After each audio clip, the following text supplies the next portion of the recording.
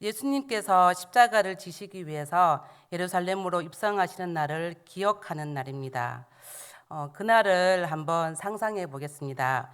예루살렘은 평소와 다른 분주함으로 가득합니다. 며칠 후면 유월절이기에 더 많은 사람들이 성 안으로 몰려들고 있었습니다. 사람들의 손에는 종려나무 가지가 들려 있고 누군가를 애타게 기다리는 눈빛이었습니다. 예수님께서 감람산을 지나 나귀를 타고 예루살렘에 가까워지자 아직 모습이 다 보이기도 전에 사람들은 외칩니다. 호산나 호산나 다윗의 자손이여. 푸른 종려나무 가지를 흔들며 환호합니다. 어떤 이들은 자신이 입고 있던 겉옷을 벗어서 나귀 앞길에 깔아드립니다. 예수님이 지나가시는 길은 마치 왕이 지나가는 행렬처럼 온 성이 떠들썩합니다. 어떤 이는 춤을 추고 어르신들은 눈물을 걸썽이며 아이들은 한호 속에 뛰놀며 예수님을 찬양합니다. 하지만 예수님은 호위병도 금빛 마차도 없이 그저 어린 나귀를 타신 채 예루살렘으로 조용히 걸어가십니다. 그렇다면 질문을 해보겠습니다. 과연 이들은 예수님에게 무엇을 기대했을까요?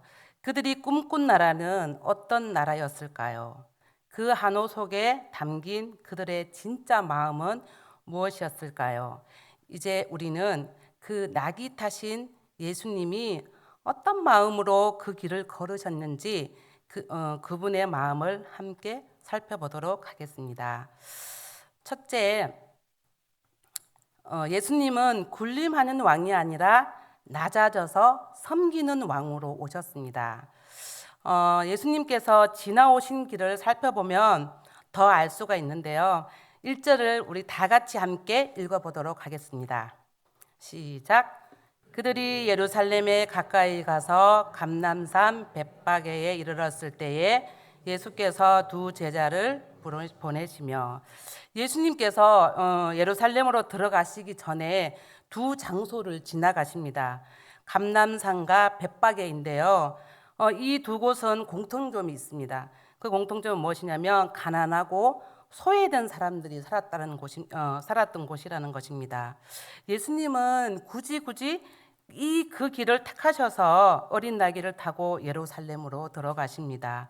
그 모습은 우리가 기대하는 왕의 모습과 거리가 멉니다. 그런데 왜 이 두 곳을 제가 소개하냐고 하면요, 예수님께서 왕으로 예루살렘에 입성하시는데 하필이면 이곳을 지나가십니다. 찌들고 공고한 인생들이 사는 동네, 외면하고 싶은 사람들이 사는 동네를 거쳐서 오시는 겁니다. 제가 이게 사순절 기간이라서 유치부 예배 때 이제 예수님에 대해서 이제 계속 이야기를 하고 있는데요. 예수님이 공생애 기간 동안에 하신 일이 있잖아요. 가난한 자들에게 복음을 전하시고 아픈 자들을 치유해 주시고 또 갇힌 자나 포로된 자들에게 자유를 주신 예수님의 사역을 만나면서 요즘 저희들 갇히고 포로된 자들이 너무나 많잖아요. 돈과 권력에 이게 포로되고 각종 중독에 포로되어 있는 사람이 많은데요. 이런 자들에게 자유를 주시고 병을 고쳐주시고 복음을 전하여 주신 예수님의 생명사역을 만나면서 교회가 할 일이 바로 이런 것이구나라는 생각이 들었습니다. 요즘 이게 교회들이 성도들이 아파도 이렇게 신방을 요청해도 참 이렇게 신방이 요청을 하는 것이 어렵다고들 합니다. 여러 이유가 있겠지만 제가 우리 교회를 와 보니까 아주 그렇지 않는 모습이 있더라고요. 특히 저는 병상세례 같은 그런 것을 요즘 하기 정말 힘든 사역이라고 저는 생각하는데 너무 감사한 사역인 것 같았습니다. 이제 예수님께서 나귀를 타고 예루살렘에 입성하시는 장면을 보면서 그 장면이 담고 있는 의미가 무엇인지, 예수님께서 왜 하필이면 나귀를 타고 예루살렘에 입성하셨는지 우리는 이 질문을 통해서 예수님의 사역과 그분의 순종을 더 깊이 이해할 수가 있습니다. 두 번째로 하나님께 순종으로 자신을 드리는 것입니다. 하나님께 순종으로 자신을 드리는 것인데 2절과 3절을 우리 다 같이 한번 읽어보겠습니다. 시작. 이르시되 너희는 맞은편 마을로 가라. 그리하면 곧 매인 나귀와 나귀 새끼가 함께 있는 것을 보리니 풀어 내게로 끌고 오라. 만일 누가 무슨 말을 하거든 주가 쓰시겠다 하라. 그리하면 즉시 보내리라 하시니. 아멘. 예수님께서 제자 둘을 보내시면서 이렇게 말씀하십니다. 맞은편 마을로 가면 나귀와 나귀 새끼가 있을 것인데 그것을 풀어 끌고 오너라. 누가 뭐라고 하면 주가 쓰시겠다고 이렇게 말씀을 하십니다. 놀라운 것은 제자들이 그 말씀에 아무런 의심도 없이 그대로 순종하는 모습을 보입니다. 이해되지 않는 상황 속에서도 그들은 묻지 않고 말씀대로 순종했다는 것입니다. 이러한 순종이 작은 일 같이 보이지만 이것은 예수님의 뜻을 신뢰했기 때문에 이렇게 할 수 있었고, 그리고 그대로 따르는 모습이 있었습니다. 우리 다 같이 또 4절을 한번 읽어보겠습니다. 시작. 이는 예수님께서 나귀를 데리고 오라고 하시고 그 나귀를 타시고 예루살렘에 입성하신 장면은 갑작스럽고 즉흥적인 행동이 아니었다는 것입니다.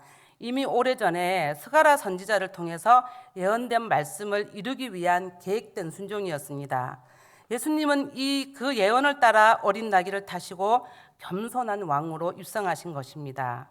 이 장면은 단지 한 인물이 정치적으로 등장하거나 세상 권력을 향해 나아가는 선언이 아니었습니다. 예수님은 내 뜻대로 마시고 아버지의 뜻대로 하옵소서라고 기도하셨던 분이십니다. 그분의 예루살렘 입성은 정치적 선언이 아니라 그분의 뜻에, 하나님의 뜻에 철저히 순종한 믿음의 발걸음이었습니다. 마태복음 4장에서 사탄은 예수님께 이렇게 말합니다. 내가 하나님의 아들이라면 이 돌들을 떡덩이가 되게 하라. 예수님은 그 시험에 단호히 거절하십니다. 그 이유는 돌을 떡으로 만들 능력이 없어서가 아닙니다. 예수님은 메시아의 길을 능력의 가시로 증명하지 않으셨기 때문입니다. 그 길은 오직 한 길, 말씀에 순종하는 삶이었습니다. 말씀에 순종하는 길이었습니다. 기록되었으되 사람이 떡으로만 살 것이 아니라 하나님의 입에서 나오는 모든 말씀으로 살 것이라. 예수님은 말씀으로 그 모든 시험을 이기셨습니다. 그리고 우리에게도 말씀으로 사는 삶이 진짜 믿음의 길임을 보여주셨습니다. 나귀를 타신 예수님이 입성하여 만들고자 했던 하나님의 나라는 어떤 나라였을까요? 세 번째 겠습니다. 예수님은 진정한 능력이 하나님으로부터 오는 것을 드러내고자 했습니다. 예수님은 진정한 능력이 하나님으로부터 오는 것을 드러내고자 했는데, 하나님의 나라를 비유하실 때 겨자씨로 비유하신 것처럼 보잘것없는 것 같고 드러나지 않는 듯하지만 하나님의 나라는 약한 데서 온전하여지는 비밀이 들어 있습니다. 그 예언의 말씀인 5절을 다 같이 한번 읽어보겠습니다. 시작. 시온 딸에게 이르기를 내 왕이 내게 임하나니 그는 겸손하여 나귀 곧 멍에 매는 짐승의 새끼를 탔도다 하라 하였느니라. 아멘. 그런데 예수님께서 왜 새끼 나귀를 타신 것일까요? 그것은 답이 있죠. 스가랴 9장 9절에 예언의 말씀을 이루기 위함인데요. 어린 나귀는 겸손과 평화의 상징이었습니다. 스가랴 선지자가 이 예언을 한 당시의 시대적 상황을 잠깐 살펴보면요, 유대는 그 당시 나라라고 하기도 뭐할 정도로 아주 작은 집단에 불과했습니다. 주변의 강대국들이 틈바구니 속에서 늘 전쟁의 위협에 시달리고 있었습니다. 이런 시대 속에서 힘이 아닌 온유와 겸손으로 오시는 평화의 왕을 예언한 것입니다. 우리 함께 스가랴 9장 9절을 한번 읽어보겠습니다. 시작. 시온의 딸이 예루살렘에 따라 즐거이 부를지어다. 보라 내 왕이 내게 임하시나니 그는 공의로우시며 구원을 베푸시며 겸손하며 나귀의 작은 것 곧 새끼 나귀니라. 구절에 예언의 모습을 보면 우리가 이해할 수 없는 모습으로 오신다고 말씀하고 있습니다. 왕으로 입성하는 모습이 좀 근사했으면 좋겠는데 우리가 이미지로 잠깐만 생각해도 너무 우스꽝스러운 이제 모습이잖아요. 나귀가 그 작은데 또 새끼 나귀잖아요. 모습이 좀 이게 그런데 그리고 큰 길로 오는 것도 아니시고 공고하고 찌든 곳 외면하고 싶은 곳을 지나오시는 거예요. 그런데 여기서 기독교의 핵심이 녹아져 있습니다. 사람들은 외적인 힘을 원하지만 예수님은 연약한 자처럼 오셔서 십자가에서 가장 강한 구원을 이루셨습니다.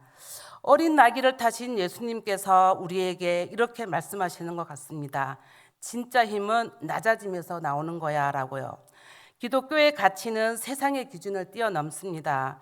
그래서 교회가 세상을 따라가거나 세상을 흉내내면 교회는 힘을 잃고 마는 것입니다. 기독교의 가치는 이상한 것들, 이게 뭐야 하는 것에서 빛을 발하는 것 같습니다. 우리 교회에서 하는 경로대학이나 이제 곧 이제 5월 달에 하죠. 어린이 축제도 이걸 해서 교회가 얻을 게 무엇이야 이렇게 생각할 수도 있지만 세상이 알아주는 것도 아닌데 이런 상황이잖아요. 이런 사역 가운데서 저는 우리 교회가 추구하는 가치가 여기에 들어있다고 생각합니다. 예수님의 이런 보잘것없는 모습에서 이렇게 하는 것이 무슨 이득이 있을까? 이렇게 해서 무슨 구원이 이루어지겠어? 라고 생각할 수 있지만 우리 스가랴 9장 10절을 한번 읽어보도록 하겠습니다. 시작. 내가 에브라임의 병거와 예루살렘에 전쟁하는 그는 이방 사람에게 화평을 전할 것이요 그의 통치는 바다에서 바다까지 이르고 유브라데 강에서 땅끝까지 이르리라. 아멘. 이 볼품없는 이상한 모습으로 오시는 어린 나귀를 타고 우리를 구원하러 오시는 그분이 모든 병거를 무력케 하신다고 하시고 그들의 손에 들려있는 칼과 칼을 무력하게 만든다고 말씀하고 있습니다. 이것이 복음의 능력입니다. 이것이 하나님의 방법입니다. 이 스가랴의 예언은 그런 상황에서 쓰여졌습니다. 나귀를 타신 예수님과 대조를 이루는 모습이 성경에는 나와 있지 않지만 빌라도 이야기를 한번 해보겠습니다. 세상은 항상 이런 식으로 힘을 가시합니다. 그 당시 6월절이 되면 많은 사람들 유대인들이 예루살렘으로 모입니다. 로마 정부는 혹시 유대인들이 세력을 모아서 폭동을 일으킬까 봐 항상 긴장을 합니다. 그래서 총독 빌라도는 치안을 목적으로 가이사라에서 군대를 이끌고 군마를 타고 예루살렘으로 입성합니다. 빌라도는 서문을 통해서 오는데요. 서문은 이제 예루살렘에서 상류층들이 사는 도시입니다. 아까 예수님이 지나오신 동네는 가난하고 공고한 인생들이 사는 동문으로 지나오셨거든요. 서문을 지나오는 빌라도의 행렬은 군장을 갖춘 군인들과 함께 위풍당당한 모습으로 예루살렘으로 입성합니다. 그러나 나귀 타신 예수님이 보이신 능력은 사도 바울이 그 비밀을 이렇게 말씀하고 있습니다. 우리 고린도전서 12장 5절에서 9절까지 같이 읽겠습니다. 시작. 내가 이런 사람을 위하여 자랑하였으나 나를 위하여는 약한 것들 외에 자랑하지 아니하리라. 내가 만일 자랑하고자 하여도 어리석은 자가 되지 아니할 것은 내가 참말을 함이라. 그러나 누가 나를 보는 바와 내가 듣는 바에 지나치게 생각할까 두려워하여 그만두노라. 여러 계시를 받은 것이 지극히 크므로 너무 자만하지 않게 하시려고 내 육체의 가시 곧 사탄의 사자를 주었으니 이는 나를 쳐서 너무 자만하지 않게 하려 하심이라. 이것이 내게서 떠나가게 하기 위하여 내가 3번 주께 간구하였더니 나에게 이르시기를 내 은혜가 내게 족하다. 이는 내 능력이 약한 데서 온전하여 짐이라 하신지라.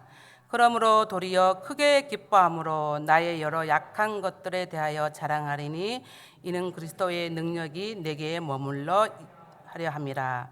우리 한번 따라 해볼까요? 능력이 약한 데서 온전하여짐이라. 네, 조금 더 크게 해볼게요.